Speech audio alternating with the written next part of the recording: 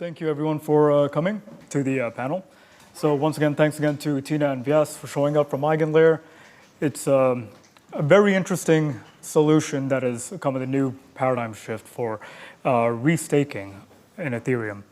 So wondering if you guys give us a little bit of an understanding as to what exactly are these so-called scalability issues of Ethereum and how potentially EigenLayer might be a very nice solution towards solving these. Yeah, first of all, thank you for having us here, right? We're really happy to be here. So from a scalability standpoint, I think a lot of this stems from Vitalik's approach to how Ethereum needs to scale with smart contract rollups. And EigenLayer itself is a security, an economic security and a validation marketplace for builders primarily. And this actually stems from kind of the bootstrapping problem that a lot of blockchains face in their initial phases, as well as one of Shriram's previous ventures and some of the struggles that they faced in the process of bootstrapping that project. And shout out to Professor Shea, who's in the audience today, who has been instrumental throughout our entire process. But yeah, EigenLayer looks to support protocols and projects as they enter the Ethereum ecosystem to bootstrap them and use this economic security from Ethereum restakers and the validation services that node operators in the ecosystem provide. Tina? Yeah, and going off of Vyas's point, one thing I love about EigenLayer is traditionally, like as blockchain design has evolved, what we're seeing is that a lot of the powers of this three-sided marketplace is actually becoming a lot more centralized than we had the intention to. And a lot of the design of EigenLayer's architecture is trying to bootstrap decentralization and ensure that operators and validators have a say and the ability to contribute both for the block building process and also in governance, and that we're maintaining decentralization from a sequencing level all the way to a state of finality. So that's why I really love kind of the three-sided marketplace that is EigenLayer. Yeah, we look at Ethereum as like this decentralized cloud, essentially. And if Bitcoin pioneered decentralized trust, then Ethereum really pioneered like decentralized programmability, which is what spawned the DApp revolution phase. And we're trying to really enable this middleware, or what we're calling almost like decentralized SaaS innovation phase, where projects are no longer required to bootstrap their own projects with their own token necessarily, and generally improving the capital efficiency of Ethereum and the overall landscape of what we're working on. Gotcha. So this is a platform that we're building on the L2. So EigenLayer right now is able to provide smart contracts for rapid processing with ZK rollups, for instance. And a lot of this off-the-shelf readiness also comes in tandem with the fact that we can bring on board ready nodes to process very risky transactions. These projects might also be cross-chain, so it's very important, right, of course, that we are trying to ensure that the mainnet guarantees are readily transferred to these projects when they're coming on board. Can you give a bit of an insight as to how that exactly works and what kind of things might actually be involved on the L1 side? Yeah, do you want to start? No, you. Okay, for sure. Yeah, I would say it's not just restricted to ZK rollups. We want to support all types of projects. So whether it's optimistic or ZK, the real value prop is for proofs, right? You want to be able to have certain security guarantees that otherwise don't necessarily exist. And in this landscape, we're limited by sometimes the economic security that a project can bootstrap itself with, which is sometimes restricted by its token.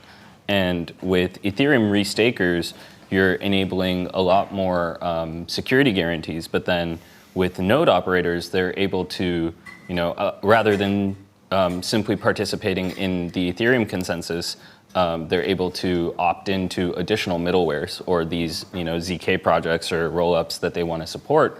And, there is some additional complexity there in terms of making sure we're not overloading the Ethereum consensus or the execution layer, and we're definitely reliant on some of these smart contract rollup projects to focus on improving the computational scaling.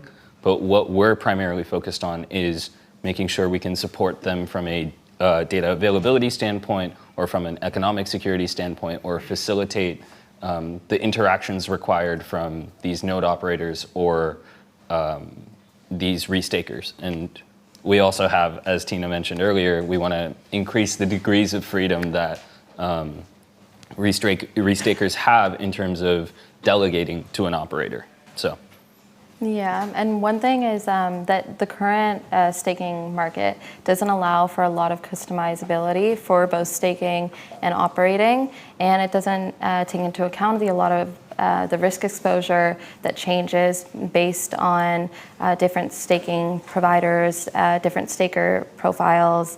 You're seeing a lot of the stakers for major blockchains are now becoming these sort of influencers because of the sort of mass that they've been delegated to and what problems occur because of that. And there's a lot of cool innovation that Vyas mentioned with opting in and opting out, specifically to services for AVSs. That's being is super cool innovation for particularly institutional investors, LPs, and a lot of the staking stakers and operators and validators within Ethereum.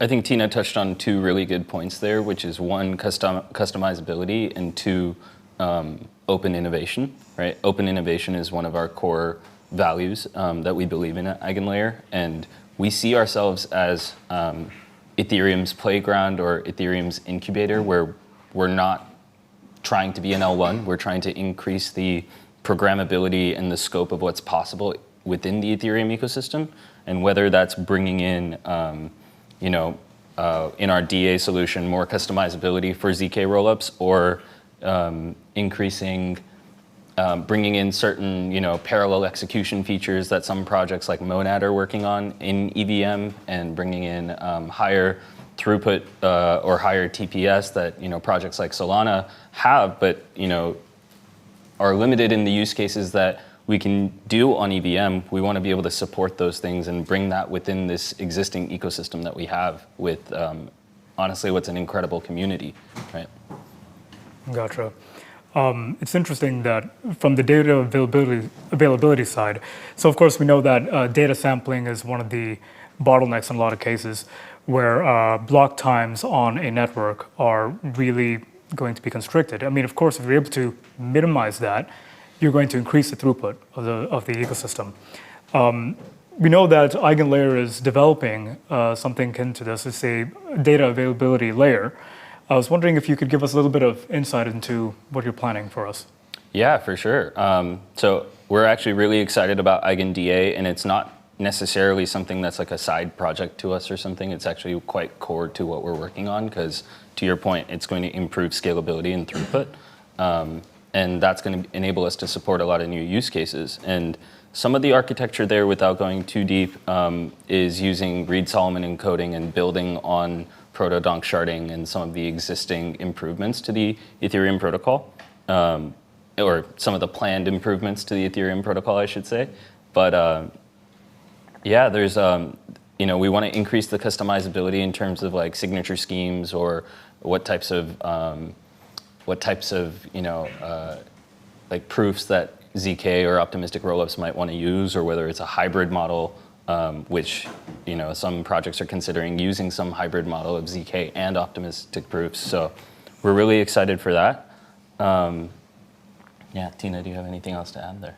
Yeah, what probably excites me most about the DA product from an outside perspective on the team is probably that the team has a really good understanding of how the attestation schemes and attestation is going to be translated on an interoperability layer. So they work really closely with Uma from Distinct and Catalyst and a number of other interoperability teams within the space, and they have a good understanding of, okay, so we have this DA product. How is this specific proving going to translate across multiple different chains, and how can this be consistent on an attestation level or on a state confirmation level? So that's probably from kind of an external viewpoint, what I find most interesting too. Yeah, adding to that, I mean, I think we're also really focused on making sure node bandwidth requirements and how much data each node is storing is minimized. So each node should really only store 1/10 of the data. It doesn't make sense for everybody to keep storing all the data on the network, which really reduces your throughput abilities and reduces how you can scale. So currently EigenDA is on testnet, and we're at 10 megabytes per second on testnet already. And we're trying to go public with that testnet, hopefully around late Q3, early Q4, and then go to mainnet Q4, Q1 this year. That's great. In general, what would you say is the outlook for how EigenLayer itself scales? Imagine that once you start being able to streamline a lot of things on the L2, you might be able to look forward to proliferation of validation. When you have something like that, is there something that we need to look into regarding the sustainability or like the improvements of the L1 itself in order to sustain that kind of computational load? Or is it something that isn't really the scope at the moment? Do you want to start? Okay, for sure. I would say, yeah, I want to go back to reiterating that we see ourselves as Ethereum's playground. We see ourselves as a way to incubate projects on Ethereum, and we're trying to increase the scope of the use cases that are possible within the ecosystem. So while we are excited for 4844 and all the additional developments that are happening within the L1 improvements, I mentioned a project like Monad, who's trying to do parallel execution on EVM to support, HFT high throughput use cases for, things that can take advantage of TPS. We also see, a necessity for increasing the throughput requirements because, one question that we have within the EigenDA team sometimes is if we wanted to make a dent in adoption, how would we support the throughput or the traffic demands of Web 2 solutions on Web 3 where the use cases make sense? And will the infrastructure be able to support or even handle something like that to transfer a high throughput application onto Web 3, right?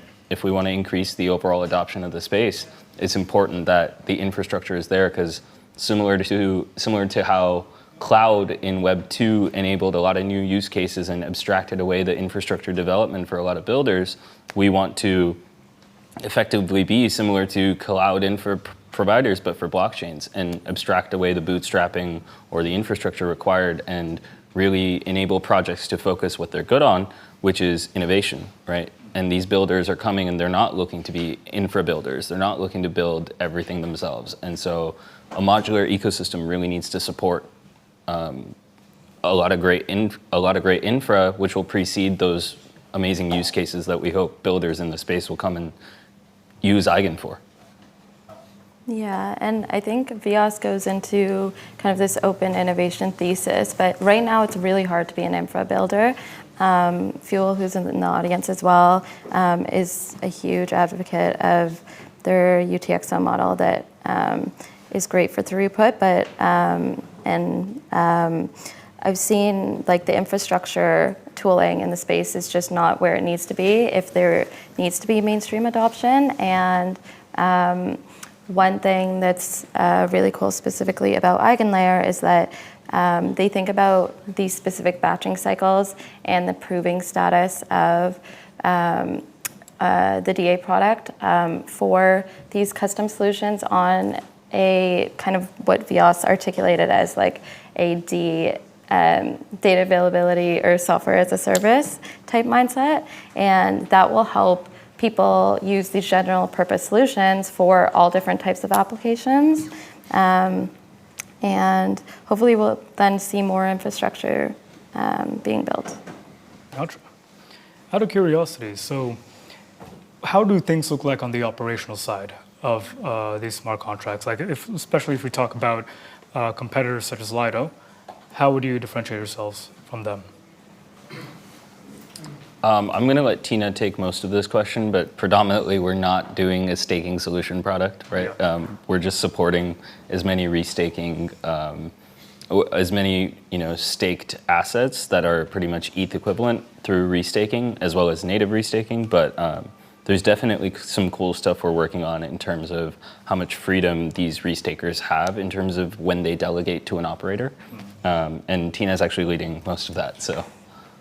Yeah, I think what I find interesting about the current market is that it is really general purpose, which was great to bootstrap staking for Ethereum as a whole. But as we want to become more decentralized, there need to be better solutions to have more customizability for operators, for delegation, specifically for validating, for staking, and specific withdrawal and deposit periods for, let's say, reward and block reward schedules. There's a lot of cool innovation that the team is thinking about and working on in that respect. And I think that one thing to also consider is like Lido currently has a significant share of the current market cap, and having more innovation on the decentralization of node operators and validators will help Ethereum as a whole stay decentralized. So, and that's one area where we've kind of developed this thing called Eigen SDK that's focused on a dev kit for some of these middleware and ABS partners.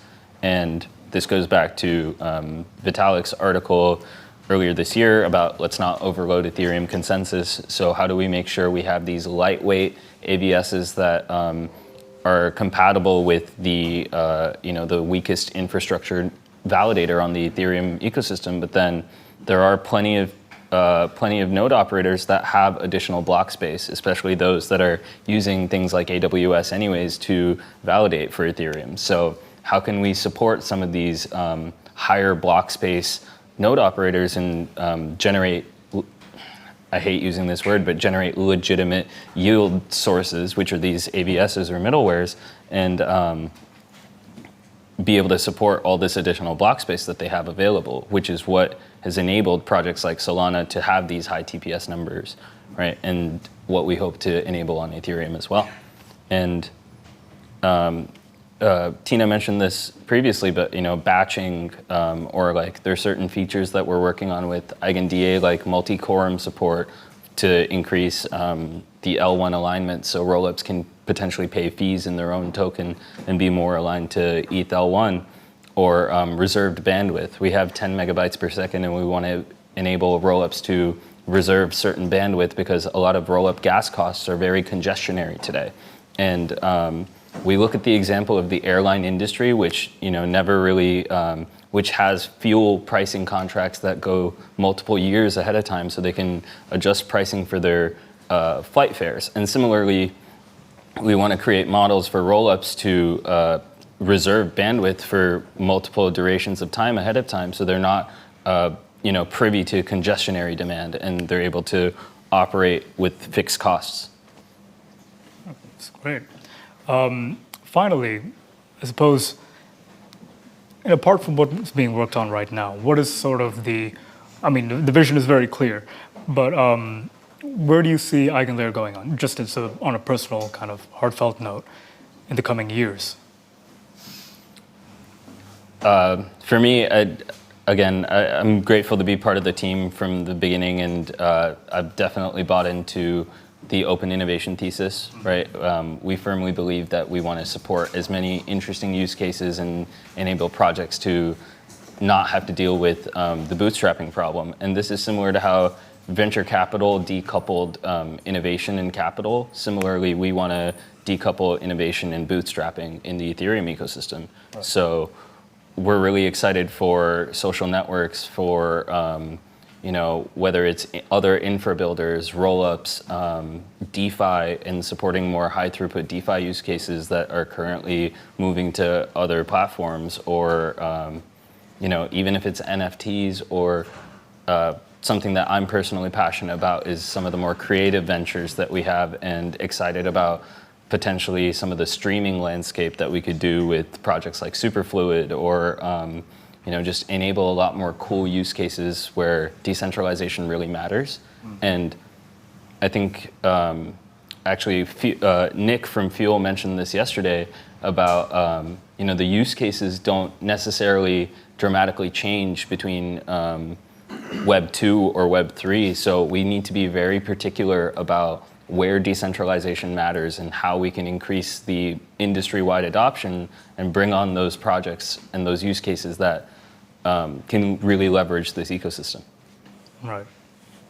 Yeah, I think what I love about the open innovation thesis that our team discusses a lot internally is completely the state of permissionless. So both from stakers, validators, node operators, the end goal being this complete state of permissionlessness, where there's no state of signatures or attestations, or users are not waiting for any longer time period. And also, a lot of the users within this marketplace scheme are all earning a substantial reward scheme that Vyas mentioned, and having it sustainable so that the more actors that enter this marketplace are also contributing to the decentralization. So that's honestly what I'm really, really excited by, and how I honestly think the Ethereum's ecosystem can scale as a whole. Because right now we're not seeing that tip of the iceberg yet. And hopefully when it becomes more tangible for infrastructure builders, we'll see that soon. Awesome. Thank you very much. Yeah. I'm sure we can probably open the floor to some questions. Anyone from the audience that would like to ask Vyas or Tina about EigenLayer? You mentioned Solana's throughput and the emergent use cases that come from it. What would be kind of like the minimal viable TPS for you that you think is needed to reach these new emergent use cases you're seeing in these other non-EVM networks? Yeah, we're not necessarily, at least from the Eigen DA standpoint, we're not necessarily looking at it purely from a TPS standpoint, but more so from a bandwidth standpoint, which has a direct correlation, obviously. I think, yeah, part of our scaling goals is we want to get to like 1 gigabyte per second, in the next couple of years, and hopefully further and further beyond. And that's part of, as I mentioned earlier, each node not storing all the data and only storing one end of the data, and being able to, using erasure coding to come up with ways where we can still maintain those security guarantees. And from a throughput or TPS standpoint, I mean, I've mentioned Monad a couple of times, and I promise I'm not showing them, but they're trying to do 10,000 TPS on EVM using parallel execution. And we're super excited for projects like that because, as I mentioned earlier, we're reliant on the Ethereum ecosystem for computational scaling. Like, we are, again, Ethereum's playground. Like, however big EigenLayer gets, it's also simply to increase the size of the Ethereum ecosystem. And what we can do with 10,000 TPS is really up to the builders. It's not necessarily up to us, but it's going to be really exciting to have some more HFT type projects in the space. It's going to be cool to have more interesting order book DEX designs. Yeah, really fun stuff, I think. And social networks or on-chain gaming, these are things that we want to support for sure. On-chain gaming doesn't necessarily have high value per bit, but it's one of those things with the law of large numbers, right? So each state update or each transaction update might not have high value per bit, but over the course of time, you can see what the benefits would be for projects like that. And EigenLayer, who's working with us, they spooled up, the old game 2048, and they're doing each move in the game 2048 is a state update on chain using rollups built on EigenLayer. So, like, projects like that we're super excited about because they're pushing the limits of what's possible in the space. Right now, I understand the focus is on Ethereum, but do you understand enter staking in the future more open to other kind of assets? Or? Yeah, we at EigenLayer are going to be focused on Ethereum predominantly. We do provide some feedback, some advisory roles to other projects that are building restaking on other chains. But from our standpoint, the Ethereum ecosystem is the largest community of builders, developers, node operators, and restakers, right, or stake. And some of us are ETH maxis, and we believe that a lot of these roads converge to Ethereum. So while we do support other projects building restaking on other chains, it's not something that we want to actively develop on. Part of it is also just focus theory, and we believe that like trying to do distributed development on multiple chains is just an absolute nightmare for us because it's already difficult in and of itself to execute our existing vision on Ethereum alone. Yeah, and I think a lot of these chains, you're already seeing them replicating, restaking themselves. So it's on their own volition, and naturally they're going to be inspired by a lot of the development that's happening with EigenLayer. You're already seeing this in Cosmos specifically, and also the Ethereum ecosystem gets a lot of inspiration from their restaking architecture, a lot of the delegation and node operator experience from other chains, specifically Cosmos. So I think you're going to see a lot of inspiration on that front, but EigenLayer is Ethereum native, and we're going to be continuing to focus on that. Do you integrate with DVT like Cobol or SSP network? Sorry, didn't catch. How is the integration of EigenLayer and DVT, so distributed data technology? Yeah, so we're thinking about the distribution of validators right now. Typically, for a lot of the major validators, the distribution is congested to like 3 primary states: the U.S., United Kingdom, and Russia, I believe, as the top leading validator providers. And I think within Ethereum, we have 500,000 validators. Other chains like Cosmos predominantly have like 30 to 50 validators. What we're doing in our initial onboarding experience is making sure that the distribution for onboarding is well distributed both by regional distribution, profiles, risk exposure, the type of investor or node operator, and managing the distribution like that. As we move forward in our product development process, we will be working with specific DVT providers in trying to make that experience permissionless, but right now it is a manual onboarding process for ensuring full distribution that's kind of autonomous. Yeah, we're also still, a lot of the operator experience, the middleware experience is still very much under development. So we're actively working with projects like Obol or other DVT solution builders, and we do plan on supporting them, and we're actively vetting our operator design systems by these other solution builders. But similar to how we are reliant on some of these roll-up innovations, we're also reliant on some of these DVT builders and their innovations to, it's our responsibility to make sure we're compatible and support them. But it's also our responsibility to make sure there's middlewares or there's projects that can really take advantage of this distributed validator tech.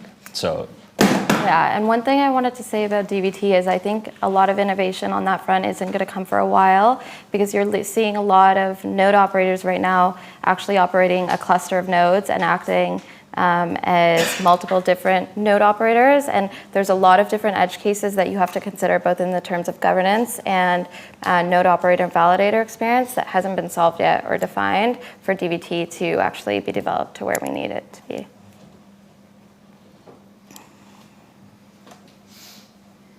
Cool. Well, once again, thank you, Vyas and Tina, for telling us all about EigenLayer and the projections for the future. It's really great to have you both, and I hope everyone got a much better understanding as to what we can look forward to. So yeah, I guess that's that for EigenLayer, and we're going to start moving on to understanding modularity, security paradigms with rollups on Ethereum. So thank you very much. Thank you for having us.